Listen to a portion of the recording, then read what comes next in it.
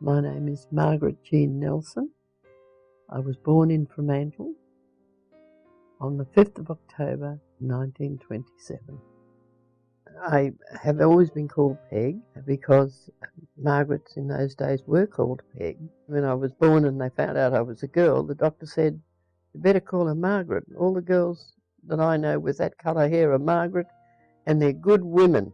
So that was why I got the name of Margaret. I was born to Lucy Keane Tonkin and Edmund Haxton Foss Tonkin.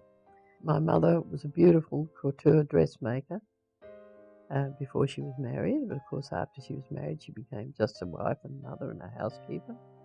And my father was a truck driver. He had his own truck, and he had a business as a cartage contractor. They seemed to be very happy in the early days, and they seemed to work together very well. My mother was a beautiful woman, really, very amenable and very welcoming to people, and very kind to us. And my father, of course, was the head of the house and knew it, and he disciplined the boys, and Mum generally disciplined me. My brothers, there was Edmund Donald, he was the eldest, and he was a very pleasant man, always loved the sea, was very, very good at being a part of a group on a little Sharpie or anything that was sailing, he loved it. And of course joined the Navy in later life. Doug was an absolutely brilliant mechanical engineer. There was not a machine or engine that he couldn't manage. He was absolutely fantastic. But he was a lovely man. He was my kindred spirit, and he could fix any machine that anybody ever had, any car, any truck, anything. He could fix anything in the engineering line. And then there was Maury, who was the younger of the brothers anyway, and he was a very dapper little man. I think he was my father's favourite, and he got a lot of things that we didn't get. Didn't really have any leanings towards any trade, and eventually he became a salesman in a menswear shop. He was always very well dressed, very dapper. Eventually he became a dancing instructor with the Wright Sims Dancing Studio. Maury was a very brilliant dancer. I never attended his classes, but I'm told he was a very good dancer, and he was a very good teacher of dancing. A very attractive man, very good looking, and very dapper. Very, very well dressed, and kept himself very smartly dressed. We went every year to Point Perrin, and we camped at Point Perrin. And we had the best camp of all. But my uncles Edwin and Edward, they also went down there and had a camp too. So we had quite a little group of people who were relatives and friends, and their children. You know, I was only a young girl at that time, and I loved it. We had only one tent, and then we all slept on the back of the truck, my father's truck. We used to cart the stuff down there. And we put palliasses on the back of the truck and put a canvas over it. And then we had the other big tent where we could sit and eat our meals and things like that. But everybody slept on that. And that was good. We had two tents facing each other with a space in between. And she put a wall round that space and made a dining area of it. And we had hessian bags sewn together for the flooring, and we had hessian bags in between we all had camp stretchers, and we all had palliasses and pillows and sheets and blankets, which people normally do with camping. And then we had this big area in the middle with a big shade out the front so that we'd have chairs there. It was every year we went down for about a month. It was absolutely wonderful. Get up in the morning and go straight into the beach. It was just wonderful.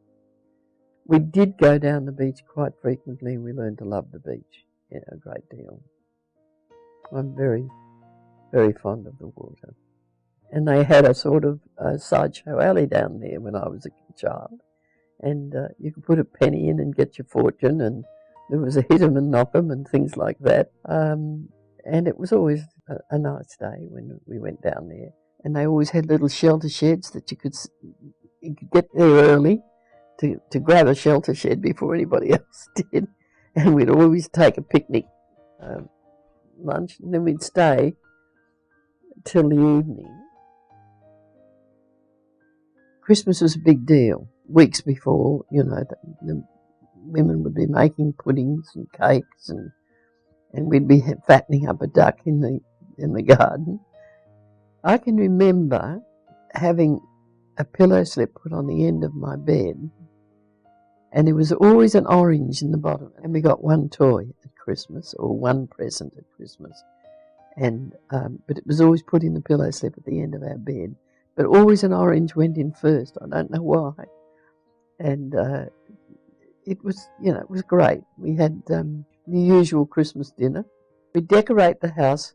We kids would make paper chains out of streamers, and that would go on for some time. And that would be hanging all around the house without any real coordination of colours, no decor at all about it, just dreadful colours of streamers all linked together in paper chains. And often we'd make little things for one another, but it was always a big deal for my mother to have Christmas together. My mother's family originally came from Melbourne, but they settled in Western Australia when she was a young girl. And my father's family, of course, have been in Australia since 1830. And my grandparents, Sophia Jane Smith and George Smith, lived in Swanview, and it was 5 acres, and they had a horse and a cart, and there was a creek running through it, so there was plenty of things for us to do. Playing in the creek, the boys were always playing in the creek or going for walks in the bush. And my granny was a very strict lady, but very, very loving. And my grandfather was pretty gruff, didn't have much to say. He was a ranger for National Park, and he had a star, and he let us kids wear the star when we were up there and pretend we were rangers. It was my granny, Sophia Jane Smith, had a Scottish grandmother, and she loved the Scottish dancing and everything that was Scottish. So I did Highland dancing and entered into the competitions, and we all went to the meeting of the clans at Midland every year. And the Highland dancing was very important in our lives. So I had the kilt, of course, to dance in, and I did all the dancing that was part of the Highland dancing competitions, and we had a lovely time at some. And the dances that I used to go to when I was a very young teenager were run by the Caledonian Society. So we were always considered ourselves not British, but more Scottish. Australian first, but the ethnic part of our lives was Scottish. My father's mother, Mrs. Elizabeth Tonkin, lived in the street with her daughter, Mrs. Conway. And, of course, we used to walk up to see her every now and again. And she'd walk down to see my mother and the rest of us nearly every night. She was always much sterner than my mother's mother, but she was reasonable. I could talk to her. I wish I'd talked to her more now and asked her more questions, but every time I got really going with the questions, she'd say, "Children should be seen and not heard. Go outside and play." So I didn't get any further. She was a very gracious and very upright old lady. She carried herself well, and she walked every day, and she lived to be 100. Certainly she was very much in love with her husband, and never ever spoke of him, never used his first name, never even in speech. Was always, "My sweetheart did this," or "My sweetheart did that." And when speaking to him personally, she'd always say, "Mr. Tonkin." I think it's a bit weird, but apparently that was a fashion at the time. She was a very canny businesswoman and owned a lot of land around the Albany area. She was a very astute businesswoman. For someone who had gone to Jarrahdale as a widow because her husband had died, and she took her family because there was a mill there, a timber mill, and the boys got work in the timber mill. My father was working in the mill at the age of 12, and eventually they had earned enough money to move up to Fremantle, and apparently the other members of the family, the twins, they had a business, a cartage business, running in and out of the markets in Fremantle when they were only 14 or something like that. I tried to learn tatting from Grandma Tonkin, but I couldn't get it. She was very accomplished maker of tatting. It's a form of lace making, and today I still have pieces of her tatting that she gave me because it was a very complicated sort of work, and you had to do a lot of work before you showed any progress, you see. But I have pieces of her tatting still today. I went to the Beaconsfield Primary School from the age of 5 to about 12 or 13. And then I went to Princess May Girls' School, which everybody went to in Fremantle. It was the only high school available. And I stayed there only for 1 year.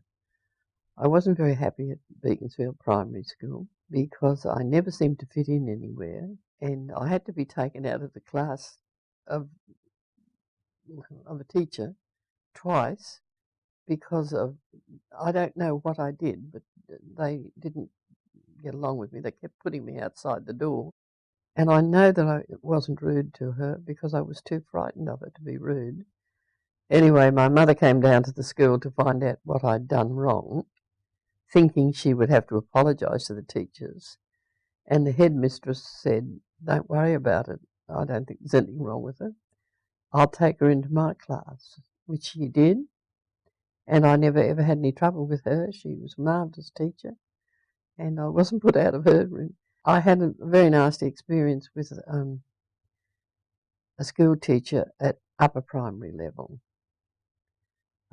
He apparently took a dislike to me, and he kept giving me lines. You know, every night you'd have to write out 100 lines of something, and every time I looked sideways, he'd give me lines until I had so much homework to do that I became distraught over it. I said to my mother, "I'll never get ahead of this. Every time I look sideways, he gives me another 100 lines." And then he started keeping me in after school on my own. And he said, "You can stay in and do some homework." Not in a pleasant tone, of course. And when I got home, my mother said, "Why are you late from school?" And I said, "Well, Mr. Browning kept me in."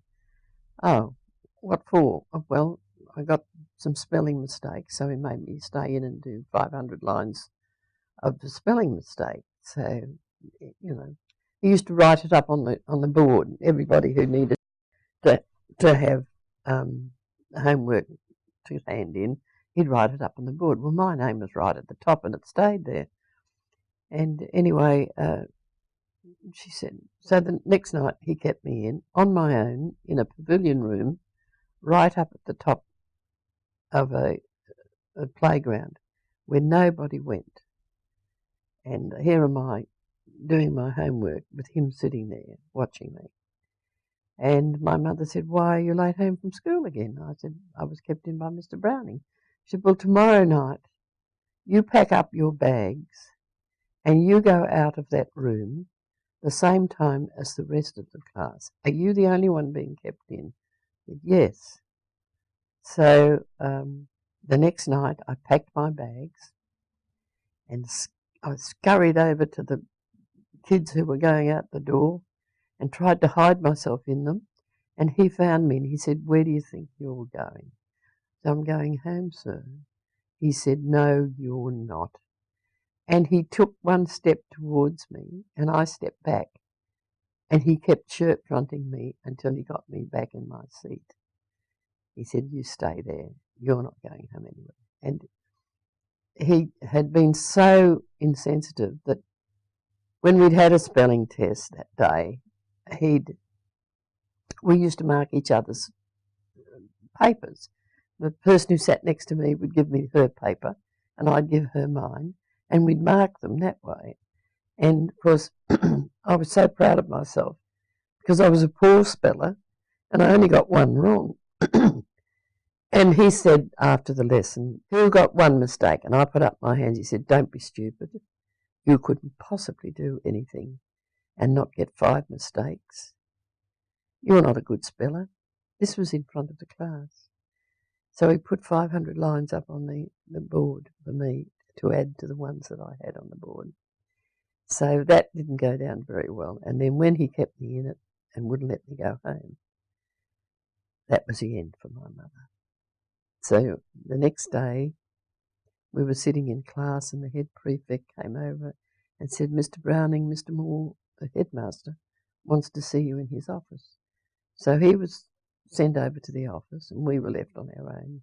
He came back and he cleared everybody's name off the board, and nobody had any more homework to do at all. He just took the duster and rubbed the board clean, and I knew then my mother had been down, and I was so terrified. And then within a half an hour, the headmaster came in and said, "Peggy, pack up your things and come with me." And I thought, "Oh, I'm getting expelled." That was the end. And he put me into another class with a Mr. Jones, who must have been a teacher from heaven. He was the most artistic man, which suited me because art was my favourite subject. He taught the boys woodwork and fretwork and all fancy things that they did with wood. He was a brilliant artist and he was a wonderful teacher, and he loved children. He just loved them. Even after he retired, his students used to go over there to see him. He was such a good teacher. And that is the only happy memory I have of Beaconsfield Primary School. There wasn't much opportunity when we were growing up because first there was the Depression, and you didn't have ambition in the Depression. And it took about 10 years after the Depression for people to get over it and get themselves established again, because everybody suffered through it. And then within a few years there was the war.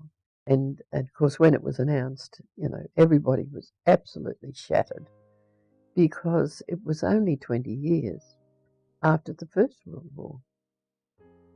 We were terrified. My mother was absolutely distraught and terrified. She had 3 sons. There was no question that they'd be missed out in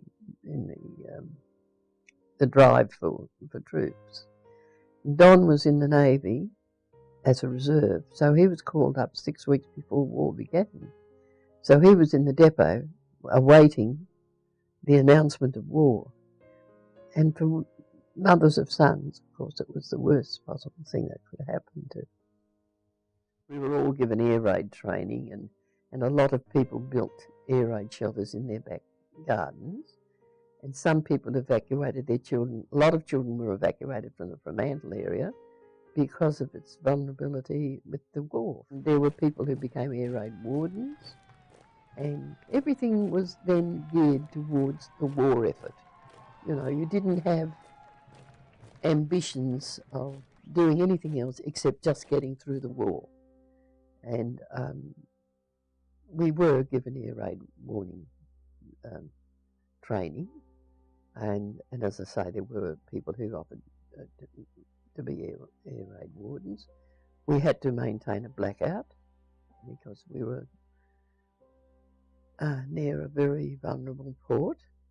I was going out with a boy who was working in the State Engineering Works, which is over at Leighton, and he was not allowed to join up. He was a fitter and turner, and he was doing something that was, considered to be important to the war. So he was called a reserved occupationist, and he didn't have to join up. But everybody else got the call up, and that was terrible. Every time that Mum received a letter, or the boys received the letter, and Mum knew that she had to pack up, just another son. It was just beyond, she was so devastated every time. And there was no question about it. They were conscripted. They got their letter from the Defence Department to report to the nearest recruiting centre. And they were supposed to bring their toiletries and have their ears de-waxed. Mum was nearly crying every time she packed up another son. It was very sad. Well, the atom bomb, that was the most shattering of all. That was absolutely shattering for the whole human race, and especially for the men coming back from the war. It changed our whole lives, and it hung over us, even the children in primary school. It hung over them. You would think children wouldn't know, but they knew. The devastating effect that bomb had on the human race. And it made a difference to the way people treated their children, because the men coming back from the war had done all that fighting, had done everything they possibly could. And everything during the war was, after the war we'll do this, and after the war we'll do that. But after the war came the atom bomb, and the devastating knowledge that there may not be a future hung over everybody. I have a friend who was at that time a teacher's aide, and she told the class to write a story about anything they wanted to write about. Without exception, in lower primary, every child in that class wrote about the atom bomb and the effect it would have on us. It made us feel as if all that war was for nothing, and we could be dead in a week if other nations could get the information and make an atom bomb. They could rule the world. And that was how the people changed their attitude towards their children, especially the soldiers. A lot of the soldiers came back and were very bitter and very hard to live with, but a lot of them came back and said, if we're going to be dead in a week, my children are going to have a short life and a merry one. So they didn't discipline them the way that we were disciplined. Their attitude, they were so bitter against the discipline that had made them go to war and made them do the dreadful things, that they just turned their back on discipline. And the children weren't disciplined the way they had been, or my generation had been. And that spawned the 60s, because the war ended in 45, and by the 60s, the hippie generation was with us, who had absolutely no idea of being disciplined in any way. And that's when, their slogan was "Make love, not war."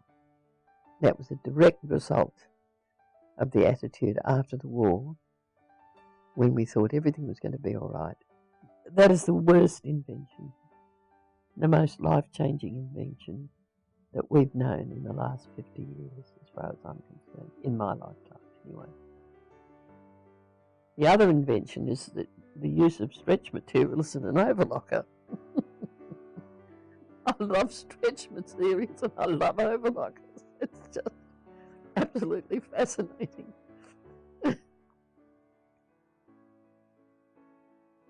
We enjoyed all music. My mother used to we had a record player, a gramophone actually, and we'd put the records on it and enjoy the music. And some of the songs from the First World War have remained with us still, and we had some of those. But what we used to have was the Kookaburra songbook, and it was a songbook.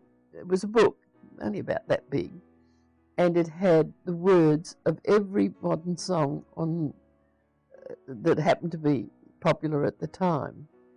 And when we went on camps, my cousins and I used to sit around in circles and sing these songs without music, just with the Kookaburra songbook. And I don't know when it stopped being printed, but it was very handy because it gave you all the words.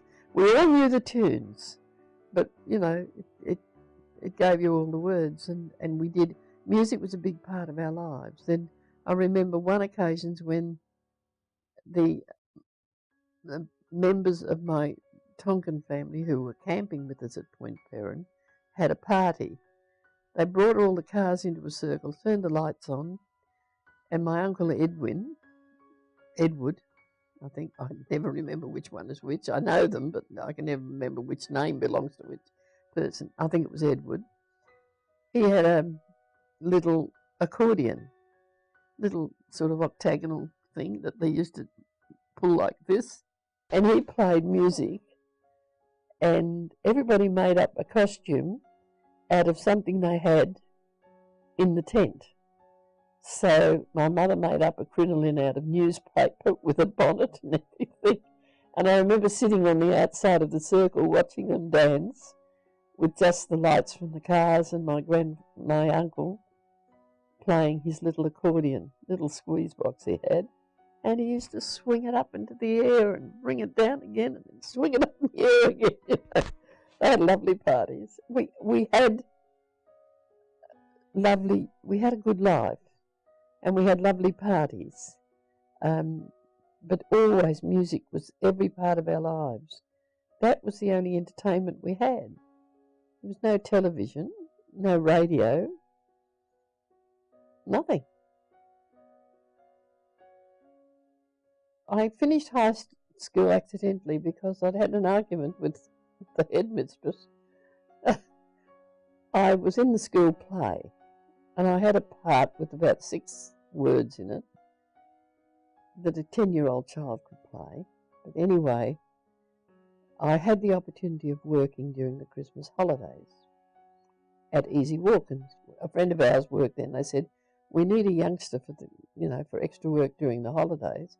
Would you like the job?" And I said, "Oh yes, please." So we'll have to have a black dress. So Mum went out and bought a bit of material and made me a black dress.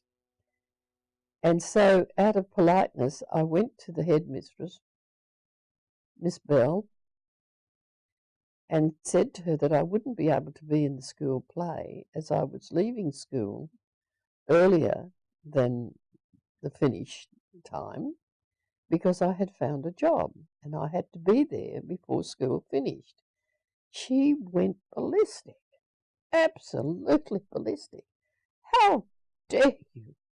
You will not leave school before time. You will stay at the school until school finishes its year."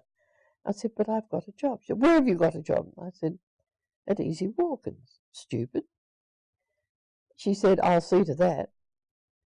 I'll see that you never work there ever again. I'll see the manager there, and I'll see you'll never work there," etc. And she went on ballistic. "Anyway, you're in the school play. How dare you let the school down by not being there when they need you, you know?" I mean, the part was so small, anybody could have done it. And anyway, that was all right. So I went back and told my mother. She went in to see the manager, and he said I could not possibly employ her now. I was a bit underage, but it was wartime. And nobody worried about that. If there was labour there, well, they took it. But anyway, I was underage, and she had that advantage. She said she was going to see to it that I never got a job there ever again for the rest of my life. And that finished me for school because I'd had enough. I had been ridiculed, bullied, and had everything done to me at school. And I didn't enjoy school. And I said to my mother, in the school, I left school anyway, and I said to her, "I am never going back to school again." I was 14, and I was legally able to leave school. And my mother didn't say anything, but I think she could see that that was it for me. I wasn't going to have anything to do with it at school. So I thought I'd go out and get a job and, do something. My father said to my mother, "She doesn't have to go and get a job. She might as well stay home and do the housework with you." And that was what he thought. She should be home here helping you to look after the house. And my mother said, "No, she's not going to stay home. She's going to work." And I said to her later, "Why wouldn't you let me stay home?" She said, because you never get your friends at home, you make your friends at work. And you would have no life and no training. Oh, well, fair enough. I wanted to be a commercial artist. That was pie in the sky.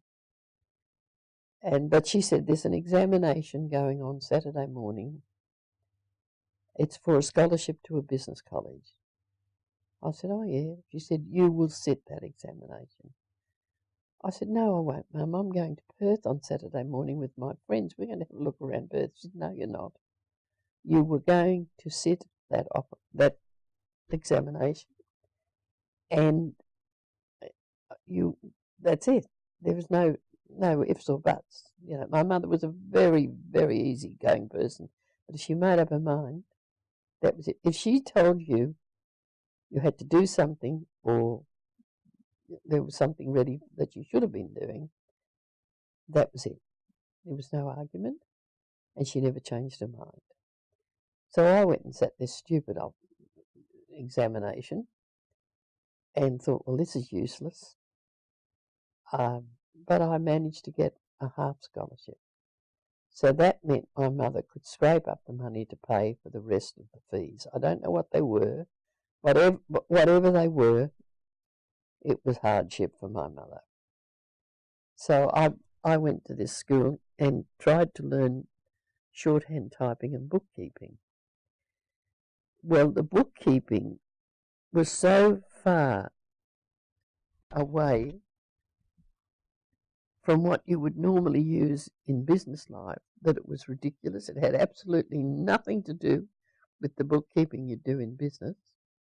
Shorthand, I gathered a bit, but it finally eluded me. It went off into the distance as far as I was concerned. But the typing I was very good at. So I ended up getting a job as soon as I'd finished that 12 months. I didn't even finish the 12 months. I thought, I'm never going to pass the exam in bookkeeping and shorthand. I might just as well go out and get a job. So I did. I wasn't very good at anything, but I felt I'd had enough of schooling. So I went out and got a job. I think I got 22 and 6 a week for my first pay. So you see, we kids couldn't leave home. It wasn't the money to leave home. And that was as a butcher's shop's cashier. And then I went from there into a trucking business that had businesses to do with the shipping of gear. And so I worked there in the office, and then I got sick of that and went somewhere else. I went to see Doug and Heather married in Melbourne with Mum, and stayed in Melbourne, and I worked in Sigma Pharmacy Company as a clerk, jotting down orders and making sure that the orders were right when they were sent out of pharmaceuticals. So I worked for 3 months there, came back and went to Inverarity and Company.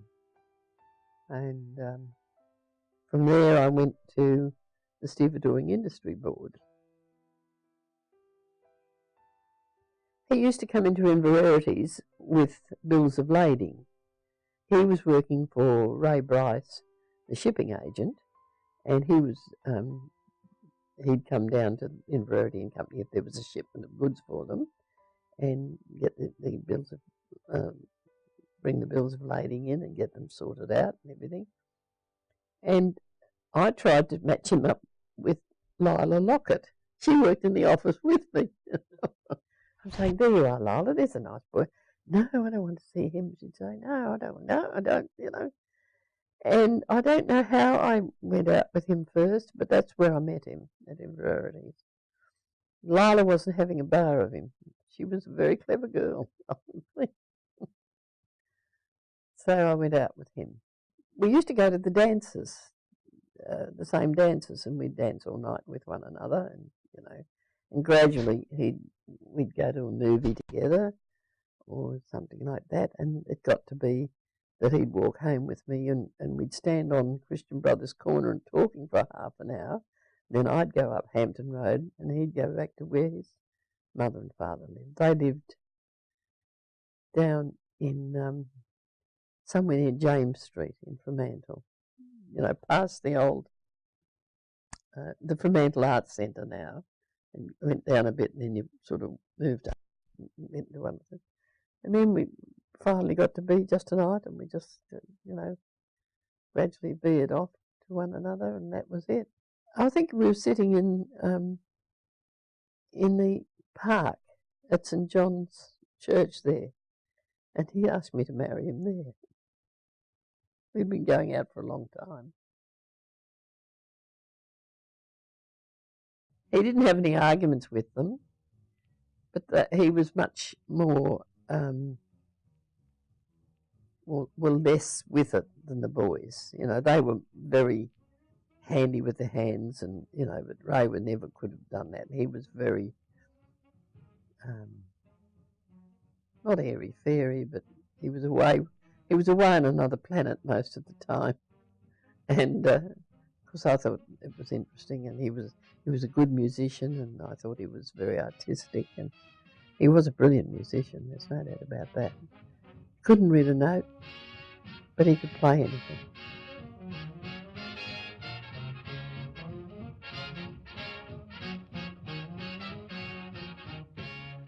They were all settled with their wives, and they were very down to earth characters. They didn't have any airy fairy ideas of doing anything different. They knew what life was all about, and they were going to get on with it, sort of thing, which they did, and they made a life, each of them, in what they wanted to do. They all did exactly what they wanted to do, and they did well at it.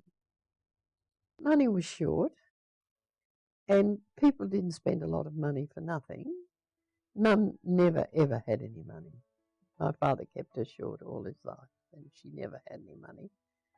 And Lily was my godmother, and she'd only worn her dress once, and it was a beautiful dress. She said, well, you could borrow mine if you like.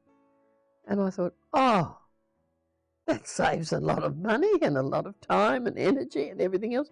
And I wasn't the least bit upset about the fact that I wasn't getting my own wedding gown, but we just didn't have any money. Mum altered it a bit. It had a sort of a neckline that went straight across, and she dropped the neckline to make it a square neckline, and she had to add a bit to the front because it was a bit short in the front for me. But she did it beautifully, and nobody noticed it. My bridesmaid was Elaine, who was my best friend at Princess May. And we'd kept up our friendship after we'd left school and everything. She was a lovely girl. And she was a clever girl. She married disastrously, though. Anyway, she was my bridesmaid, and the best man was Alec.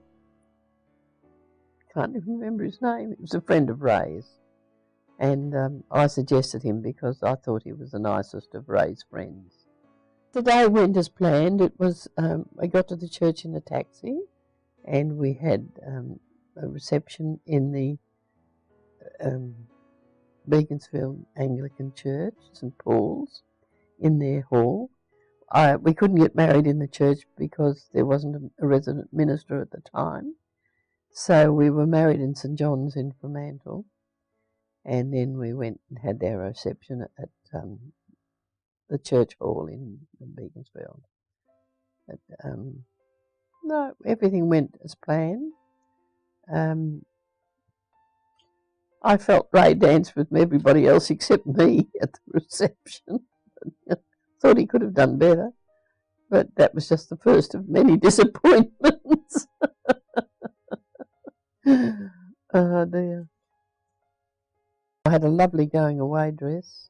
It was grey with applique pieces of cut out pieces here in a floral pattern in the yoke, and my mother made me a purple velvet hat and a purple velvet purse to go with it, and I thought I was the cat's Christmas. We went away on a honeymoon up to an uncle's orchard in Bedfordale. I can't say that I thought it was a wonderful honeymoon, but, you know, we didn't have any money, so we had to do what we could. my first child was Michael Raymond Nelson, and he was born on the 31st of July, I think it was 1949. After we were married, we moved into a galvanised iron garden shed down in the backyard of a place in Moss Street, East Fremantle. And it was a bit hard to bring a baby home to that when there was no room, and we could only barely fit his bassinet in there. Didn't have a change table, no running water, no bathroom. If you wanted to have a bath, you went up to the main house and had a bath. But then you had to clean the bath and clean out the chip bath heater and brass out the taps after every bath you had. So I didn't bother. I just used to give myself a shower bath in the laundry in a dish sort of thing. And then, of course, I had to cart all the water for Michael's bath and for everything that I did. And it was such a small area that we were only there 6 months after he was born, because we couldn't fit a cot in there. Michael was an absolutely beautiful baby and absolutely perfect in every way, except that he didn't bother to sleep. And in a small area, a small galvanised iron garden shed with a baby crying all night, it didn't do us much good. But he eventually managed to learn to sleep after 2 years, but he was always very bright and always very, very interested in music. Even from a couple of years of age, he was trying to play piano and making music in every way that he could. Ray was a clerk at Burnsville, and he was a pianist at I think it was the Oddfellows, I could be wrong. And it was a pretty rough old pub. And he used to go there every night, and the clientele would have to be the dregs. And during the course of the evening, the ladies of the night would come in for their evening meal, because they were serving meals there. And they all took a break around about halfway through the night, you see. And when they came in, and apparently the madam was a pretty tough old girl, and she had a face that you could chop wood on. And when she came in, Ray always played "Ain't She Sweet?" See her walking down the street. And because they thought that she'd blow her top when he did that, but she thought it was wonderful. And the girls would all have their meal, then they'd go off to work again, and he'd continue to play, sort of thing. Ain't she sweet? See her coming down the street. Now I ask you very confidentially, ain't she sweet? Ain't she nice? Look her over once or twice. Now I ask you very confidentially, ain't she nice? Rachel did sleep better than Michael, and probably this was due to the fact that we had our own home by then, and that I didn't have to worry about her crying if she did cry. And sometimes you can leave them cry for a little bit, and then they get sick of it and they go to sleep anyway. But she was much better at sleeping than Michael. Her full name was Lynn Nelson. I intended to call her Linda Margaret, but there was a little girl who was killed by her father just before Rachel was born, and my mother was very upset about that. And her name was Linda Margaret, you see, the little girl who died. And she said, you can't possibly call her that. So I wanted to call her Lynn, or Linda.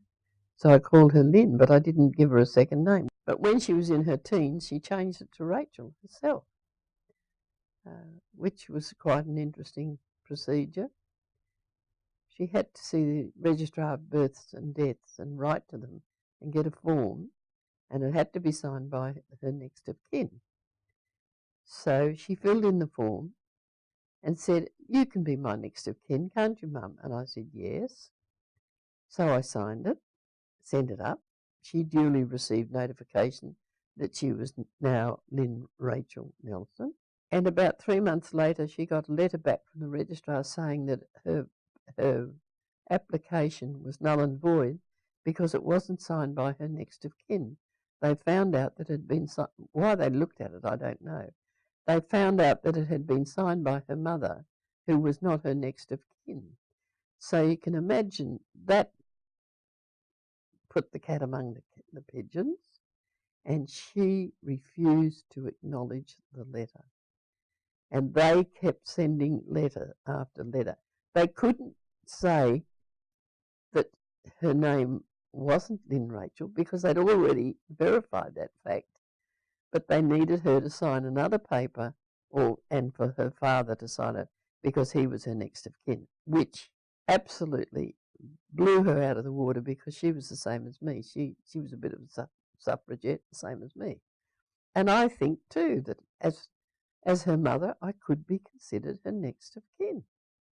But apparently in those days, that wasn't so. It was only your father who's next of kin. So she refused to answer their letter or do anything about it for a few months. And in the end, she said, she was sick of having these letters sent to her. So she did get another form and sign it, but very reluctantly.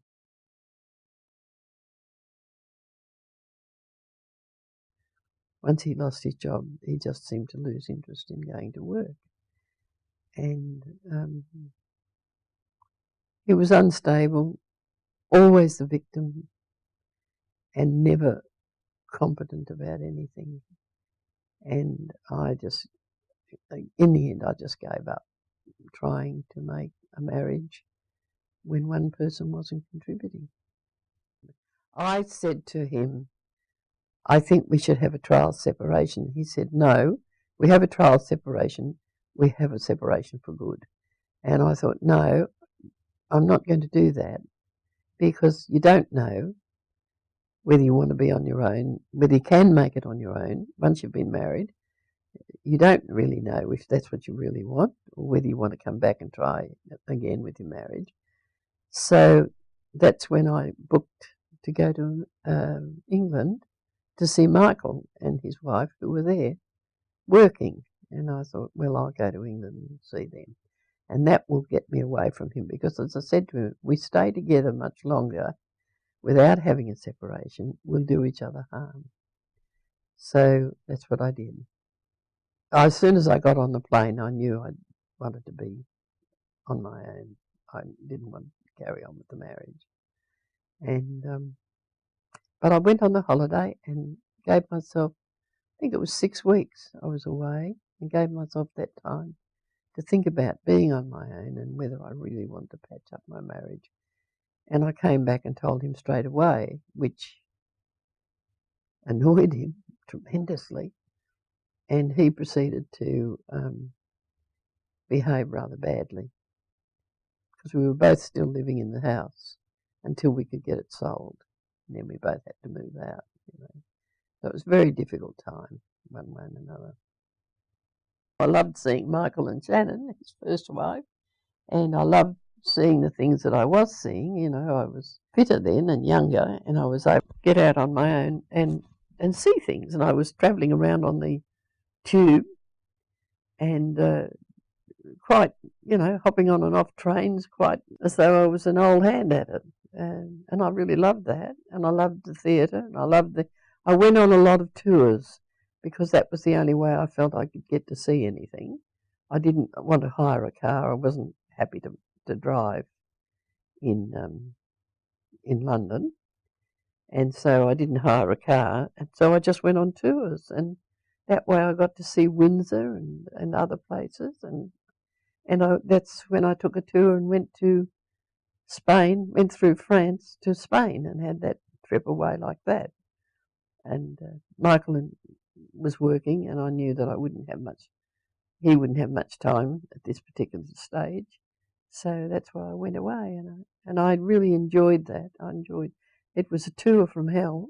It was absolutely unbelievable, and but I enjoyed it, and I loved Spain. I thought Spain was wonderful.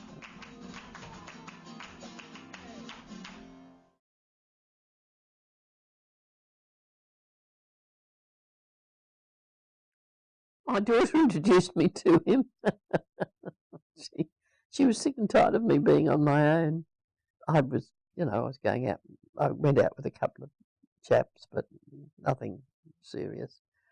And she decided that I needed to meet someone nice, so she went down to the area, the, the complex where his flat was, and he was there working on his flat. And she thought, oh, gee, that's good. He's a handyman, which Ray wasn't. Ray was hopeless. Couldn't hammer in a nail. If you asked him to do something, you were always sorry afterwards because he couldn't do it, and he'd make a mess of it. And you'd think, I could have done it better myself. But anyway, she said, how would you like to meet a nice redhead? And he said, well, what's she like? Because he was on his own too, you see. And he had his own flat, and he looked as though he had a bit of money, so she thought, oh, well, that's all right. Mum won't be, you know, going out with anyone that couldn't even afford to pay a meal for her or anything like that. And he said, what's she like? And the chap Rachel was with at the time said, well, she's like Rachel, only older. And Rachel looked like a film star, so I suppose he thought, oh, gee, that'd be all right. So we decided to meet, and she and her partner at the time arranged for us to have dinner with him. And that's how I met him. But I took my car so I could make a quick getaway if I didn't like him. Well, he proposed right in the beginning, but I didn't want to get married again. So I said no. And so we were engaged for 23 years. And then I met a friend who took me to church, and I became a Christian. And she was always saying to me, you should marry him. You've been with him long enough to marry him. And I thought, oh, well, one day perhaps I will. And so I did. For most of our marriage, it was nice. But he had a very quick temper and a very, very sharp tongue. You know, it sort of spoiled things towards the end. But he was very sick, so I suppose I should have made more excuses for him. But he was a brilliant man, absolutely brilliant.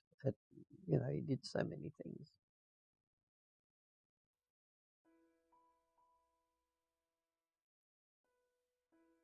I'm pretty strict, but I had the pleasure of having my granddaughter live with me in Tasmania. And I absolutely adored that. I just loved it. And it was a great privilege and an enormous pleasure to have her. And I feel very fortunate in having had that time with her.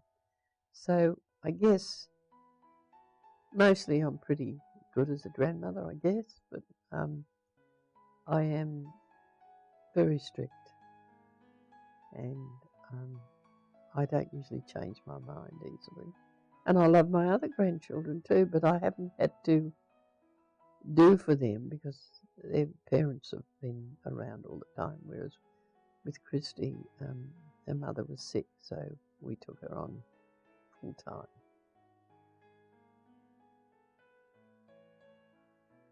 I'm proud of my children. I think they're exceptional human beings, and they've done very well. You know, I wasn't able to do anything much for them financially. They've made their own way, and they've come out of it absolutely wonderfully.